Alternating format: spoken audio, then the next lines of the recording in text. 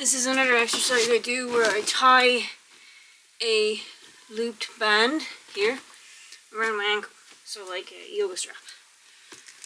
Then I tie it to one of the legs of the pole, which you can just have someone hold it, or you can tie it to a couch or whatever you have. You can do this with a regular pole as well, not just this one. So you go into your position. If that leg is not going down, this is what you would do.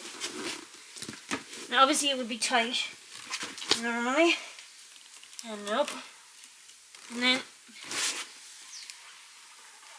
as you get over, someone would pull it. See what that means? See the way the weight tips? So when I bent that leg, the weight tipped that way, which pulls your back away. So someone would be pulling this down, this leg, so that you can't tip out of it.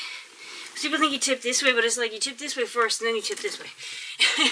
So it's kind of like a weird knock-on effect. So yeah, I would just say try this technique. So someone would be pulling the strap that's on your leg tight. Obviously I have no one here to pull it, but that's what you would do.